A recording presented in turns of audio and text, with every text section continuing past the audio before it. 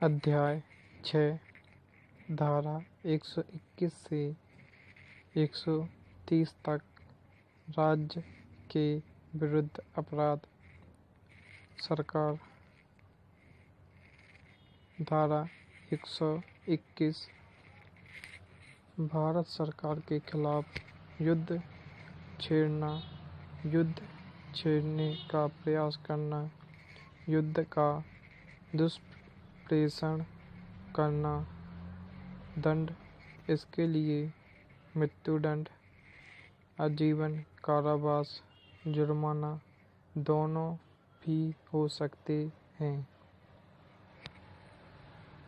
युद्ध, भारतीय प्रशासन से छेड़छाड़, कोई भूमि आदि हथियाना आदि। धारा 121 ए धारा 121 में परिभाषित अपराध की साजिश में शामिल होने पर दंड निर्धारित आजीवन कारावास 10 साल तक की सजा प्लस जुर्माना। साजिश में शामिल होने पर अपवाद। इसमें साजिश को रचना भी अपराध ही माना जाता है, चाहे फिर अपराध को अंजाम ही न दिया गया हो।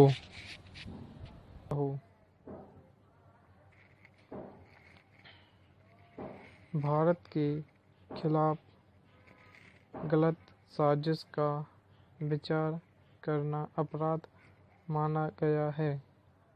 धारा 122 भारत सरकार के विरुद्ध युद्ध छेड़ने के इरादे से हथियार इकट्ठा करना अपराध है।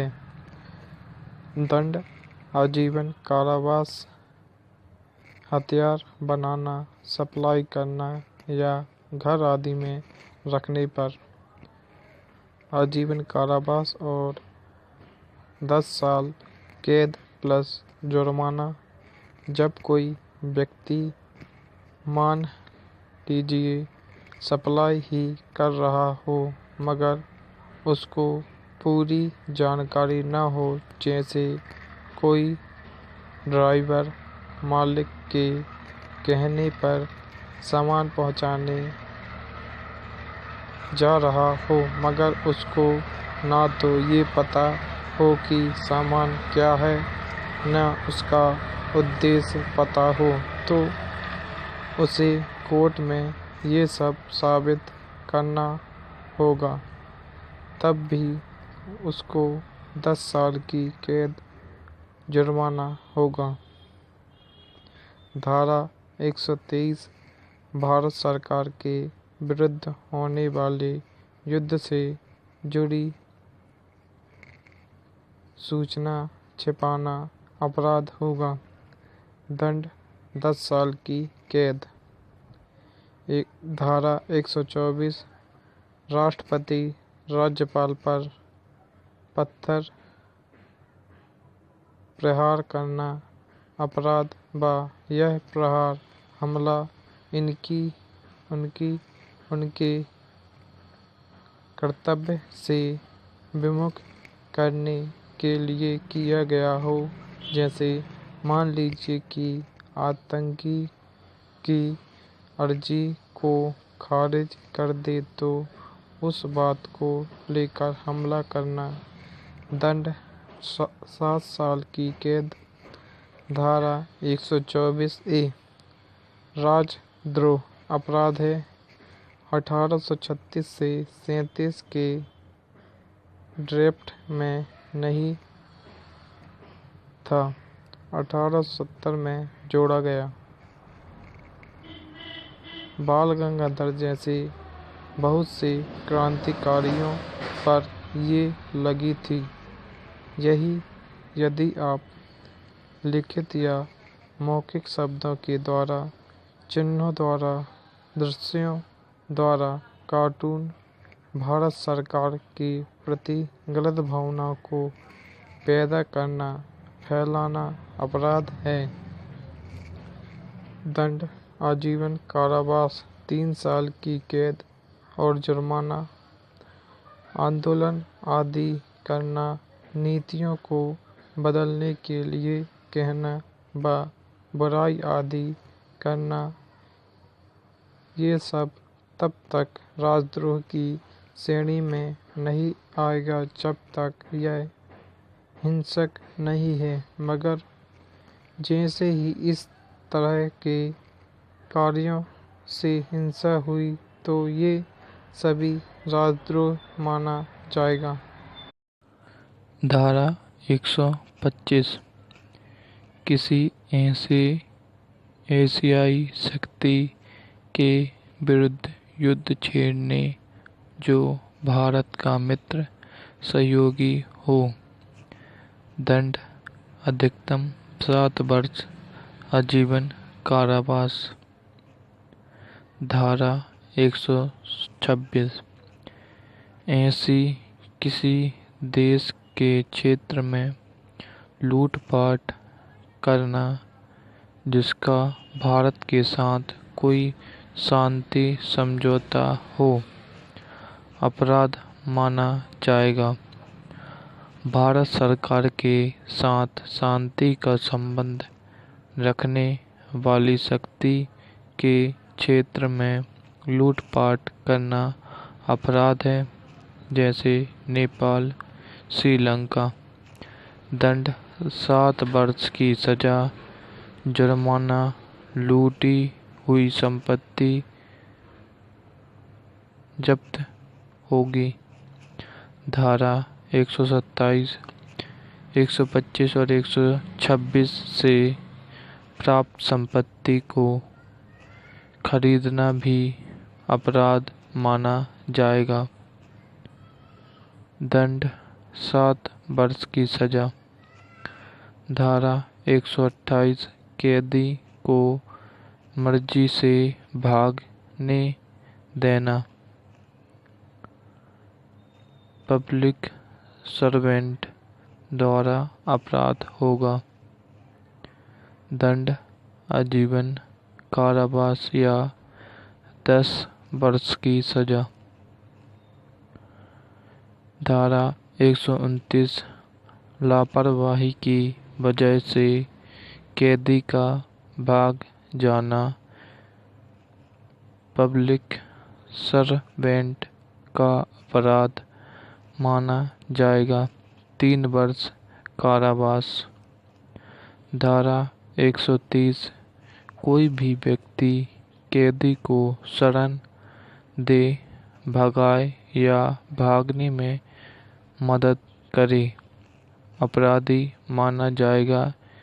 ऐसा करने वाला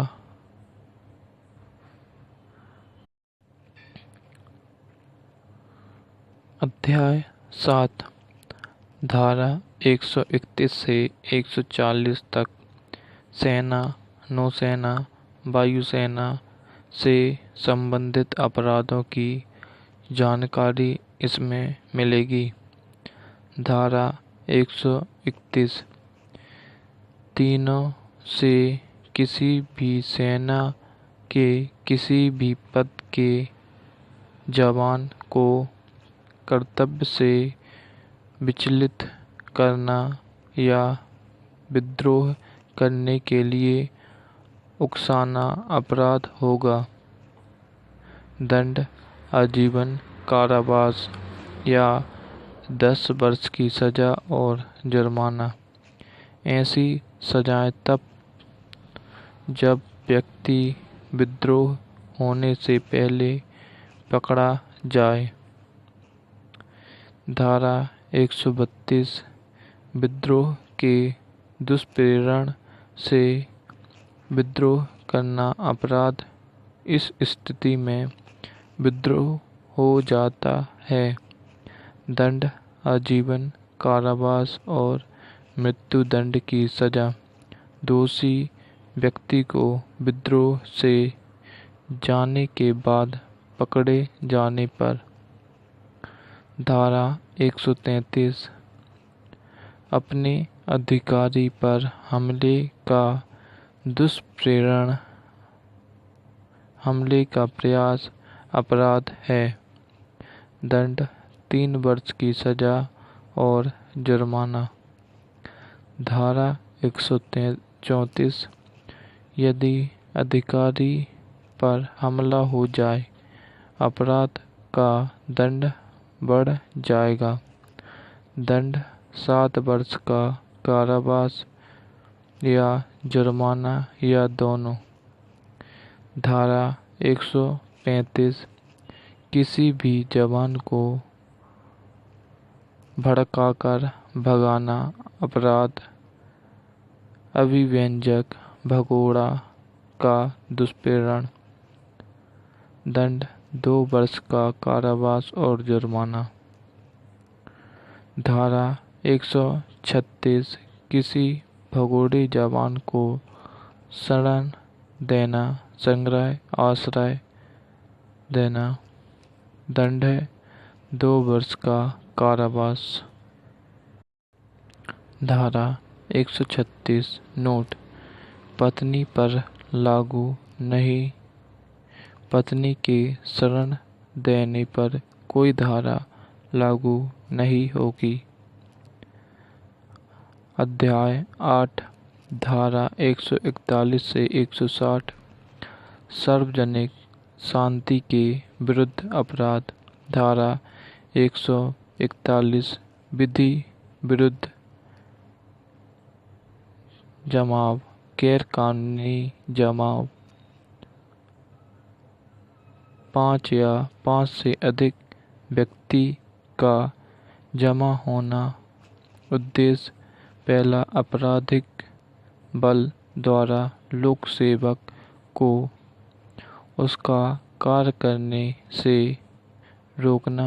दूसरा, किसी कानूनी कार्य में विघ्न डालना। तीसरा, सृष्टि या आपराधिक कार्य, सरकारी जमीन या किसी के प्लाट पर कब्जा करना। चौथा, संपत्ति जब्त करना या किसी का रास्ता रोकना। पांचवा, बल द्वारा किसी से जबरन गैर कानूनी काम करवाना। इन उद्देश्यों की पूर्ति के लिए हुए जमाव को विधि विरुद्ध जमाव माना जाएगा। धारा 142, विधि विरुद्ध जमाव का सदस्य होना। धारा 143, विधि विरुद्ध जमाव का सदस्य होने पर सजा का प्रावधान। सजा 6 माह की सजा और जुर्माना। घातक आयुध मारने, धारदार हथियारों के साथ इस जमाव का सदस्य होने पर 2 वर्ष की सजा।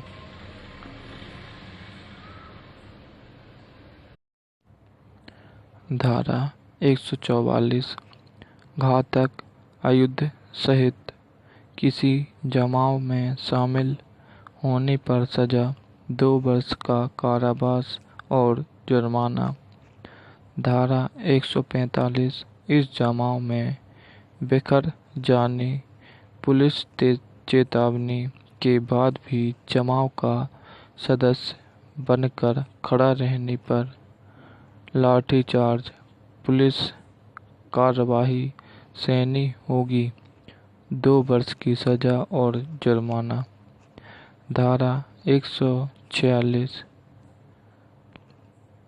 बलवा करना, जमाव जब बल हिंसा का प्रयोग करेगा तो सभी सदस्यों को अपराधी माना जाएगा। धारा 147, बलवा के लिए सजा 2 वर्ष की सजा और जुर्माना। धारा 148 घातक हथियारों के साथ दंगा बलवा करने पर 3 वर्ष की सजा और जुर्माना या दोनों।